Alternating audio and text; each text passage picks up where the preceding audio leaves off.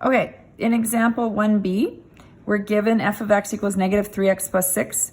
We're going to graph y equals f of x and the square root. So now we're going to use our strategy of graphing y equals f of x and just applying square rooting the y values to everything. So let's graph this first. Again, remember y equals mx plus b would be the strategy you would use. I'm going to keep the scale of 1 and 1 here. So I have 1, 2, 3, 4, 5, 6. My slope is negative 3, so I'm going to count down 3. 1, 2, 3, right 1. 1, 2, 3, right 1. 1, 2, 3, right 1. So I just keep that pattern going to get a nice straight line. Okay, again, oh, I should have went and got my ruler. We'll see if I can get a pretty straight line here. There we go. And so y is equal to f of x. Okay, domain and range, again, the idea is that we'll practice this enough that I actually, if I see a linear line, I don't even need to graph it to know the domain and range is x-e rails and y-e rails. Okay, let's look at then sketching the square root of this. So what I'm going to do is I'm going to square root all of the y values, and I want to make sure the invariant points are clearly labeled, or clearly plotted rather, not necessarily labeled. So I know that the invariant points are going to happen at 0 because the square root of 0 is 0. So on the y-axis, and when y equals 1, so right here. So even though that's not the point I originally plotted, that's a very key point that I need to plot, okay? Otherwise, I'm going to square root anything else. So square root of 3, you can use your calculator if you want and put in what the square root of 3 is. Otherwise, I'm just going to jump to the 4, even though that's not there, because I know the square root of 4 is 2. So when I just line up that x value didn't change, and I can put that there. Okay, so this must have been just slightly lower if you wanted to put a point in.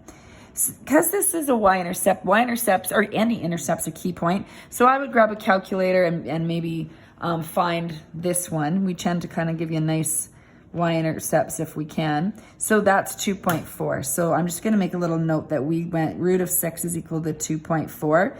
So I'm going to put this at approximately 2.4 as best I can. Okay.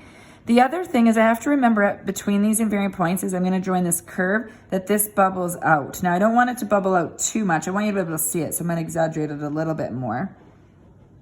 But there you have that graph. So if you kind of take a close look here, my red graph bubbles out. I don't want to exaggerate it too much, and here's why. Let's look at the domain. The domain is going to be x is less than 2.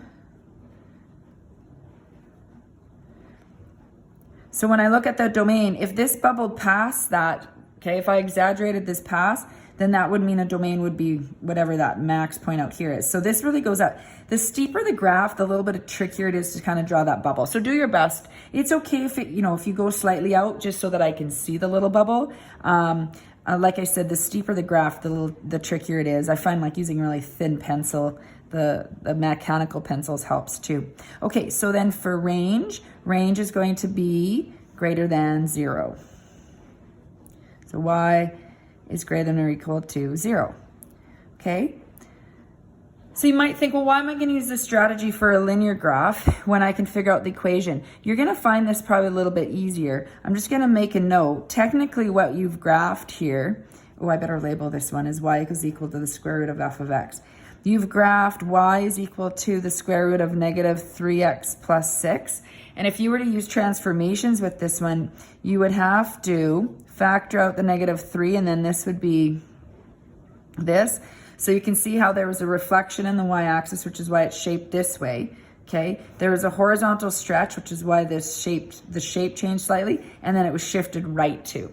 Okay, so this is to me a little bit more work now. Okay, the other reason is what we're going to move on to in the next questions is taking the square roots of quadratic functions, and then after that, any shaped graph. So this rule will work when you don't have an equation. So if I just sort of draw any shape, you'll see that this is the strategy that we would want to use.